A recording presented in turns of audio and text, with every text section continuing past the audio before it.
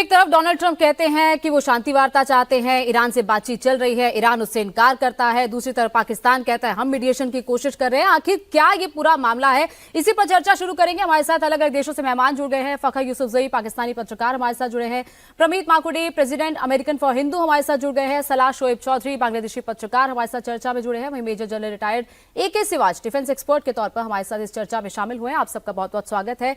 सबसे पहले मेजर सिवाच, जिस तरीके से डोनाल्ड ट्रंप कह रहे हैं कि वो शांति वार्ता चाहते हैं, वो कह रहे हैं कि सीज फायर करना चाहते हैं, लेकिन अटैक्स भी हो रहे हैं, क्या ये टाइम बाइंग चल रहा है? डोनाल्ड ट्रंप चाहते क्या है? वो अचीव कुछ करना चाहते थे, सत्ता परिवर्तन अपने हिसाब से चाहते थे, अब वो कह रहे हैं उनको ऑफर दिया गया सुप्रीम लीडर आप बन जाइए। तो क्या डोनाल्ड ट्रंप कंफ्यूज चल रहे हैं, हो क्या रहा? हाँ बिल्कुल, देखो दो तीन बातें हैं। एक तो कहीं ना कहीं अमेरिका और इजराइल ने ईरान की जो कैपेबिलिटी और स्ट्रेंथ को मुझे लगता है अंडर एस्टिमेट किया, और उन्होंने सोचा था कि अगर आयतुल्ला अल खमैनी उनका टॉप कमांडर और उसके 50 से के करीब मिलिट्री कमांडर पॉलिटिकल कमांडर मारे गए तो फिर ईरान घुटनों पे आ जाएगा। ऐसा बिल्कुल नहीं हुआ, और 27 दिन हो गए कि जो ईरान पलटवार कर रहा है। तो ईरान ने अपनी एनालिसिस की, स्वॉट एनालिसिस जिसको कहते हैं स्ट्रेंथ वीकनेस अपॉर्चुनिटी थ्रेट। उसकी जो वीकनेस थी, उसका एयर पार इतना अच्छा नहीं है, एयर डिफेंस भी कमजोर है, नेवी भी किसी हद तक छोटी है, मगर उसकी स्ट्रेंथ है उसके मिसाइल, रॉकेट और ड्रोन। उसने भरपूर इसका इस्तेमाल उठाया, और उसने क्या किया, ईरान ने बड़े क्लेवरली इसको मिलिट्री इकोनॉमिक वॉर बना दिया। मिलिट्री वॉर से उन्होंने स्टेट ऑफ हार्मुज को ब्लॉक कर दिया, जो किसी ने सोचा भी नहीं था, जहां से 20% ऑयल जाता है, 35% LNG जाती है। पूरे वर्ल्ड में फूड, फ्यूल, फर्टिलाइजर की हाहाकार मच की। दूसरा उसने क्या किया, जो भी मिडिल ईस्ट के अंदर ये जहां पर भी बेसी थी अमेरिका की, जो जो कंट्रीज वहां थी, चाहे वो सऊदी अरेबिया या UAE, ओमान, दुबई, और इनको एक प्रकार से हमला उनके एनर्जी सेक्टर पे भी किया है, और कोलेटरल डैमेज उनको हुआ है। तो सच्चाई ये है कि इकोनॉमिक इतना इंपैक्ट हुआ, टूरिज्म बिल्कुल ठप पड़ गया है, ऑयल वहां से जाना बंद हुआ है। तो उसने इकोनॉमिक भी किया। अब क्या चाहता है Donald Trump? Donald Trump honourable exit चाहता है। डोनाल्ड ट्रंप को लगता है जो उसने सोचा था, उसने 3 मेन मुद्दे बनाए थे जो उसके पॉलिटिकल और मिलिट्री एम थे, कि यहां पर एक रिजीम चेंज होगा, न्यूक्लियर वेपन नहीं बनाएगा, और इसके कहीं ना कहीं मिसाइल के रिस्ट्रिक्शन होगी। वो कुछ नहीं हुआ, और वो बार बार गेम जो है अपनी गोल पोस्ट चेंज कर रहे हैं। अब उनको लगता है कि अगर वो बूट्स ऑन ग्राउंड करते हैं, जैसे ऐसा नहीं कि करेंगे नहीं, कर भी सकते हैं, मगर जिस प्रकार से वो 82 एयर डिवीजन को और नेवल मरीन्स को ला रहे हैं, ये भी मालूम है अगर वो करते हैं ऐसा खर्क आइलैंड पे, तो वहां पर बॉडी बैग जाएंगे, वहां पर बहुत ज्यादा कैजुअलिटी होंगे।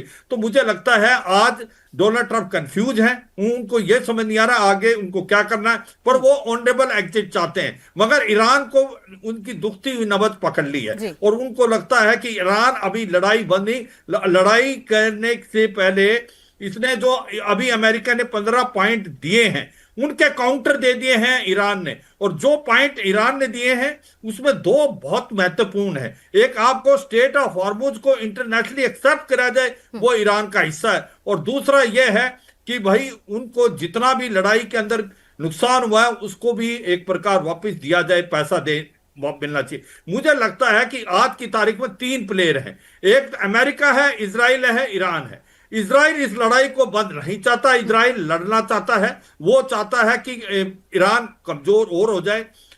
अमेरिका जो है वो ऑनरेबल एग्जिट चाहता है, और ईरान है उसके अंदर कैपेबिलिटी है, आगे लड़ेगा।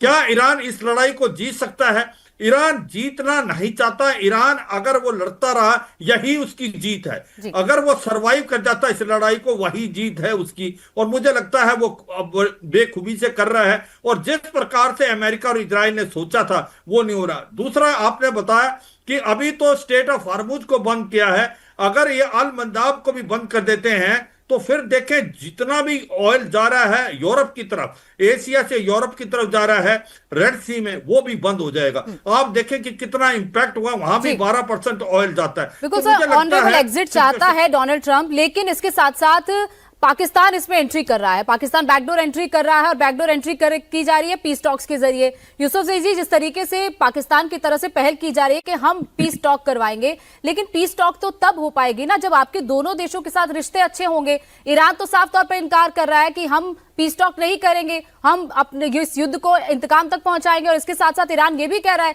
कि दोस्तों के साथ पीस टॉक होगी। आपने तो खुद यूएनएससी में वोट अगेंस्ट किया था पाकिस्तान ने ईरान के खिलाफ, तो कैसे पीस टॉक हो पाएगी जब दोनों देशों रिश्ते ही नहीं अच्छे? गुनिका जी, मेरे ख्याल में ये जो आप बात कर रही हैं, यस्टरडे इस्लामाबाद में फॉरेन ऑफिस ने जो अमेरिकन डिमांड्स ईरान के सामने रखी थी, और ईरान की जो डिमांड्स हैं वो वाशिंगटन के सामने रखी थी। तो वो वैसे तो नहीं रखी थी कि अब्बास अराक्ची साहब दिन में 2 दफ़ा 3 दफ़ा पाकिस्तान के फॉरेन मिनिस्टर इसगडार से उनकी बात हो रही है। मसूद पशकियान की prime minister Shehbaz Sharif as well as president of Turkey Tayyip Erdogan से बात हो रही है। तो ऐसा नहीं है कि पाकिस्तान के उनके साथ रिश्ते ख़राब हैं। मामलात कभी छोटे मोटे हुए होंगे, बिल्कुल हुए होंगे। आप अगर 2024 की बात करें, मिसाइल स्ट्राइक्स की थी दोनों कंट्रीज ने एक दूसरे के खिलाफ, लेकिन उसके बाद ईरानियन प्रेसिडेंट ने पाकिस्तान का दौरा किया। अब्बास अराक्ची साहब एक दफ़ा नहीं कई दफ़ा इस्लामाबाद आ चुके हैं। पाकिस्तान के सागदार और बाकी जो गवर्नमेंट के लोग हैं वो आते जाते हैं तेहरान में।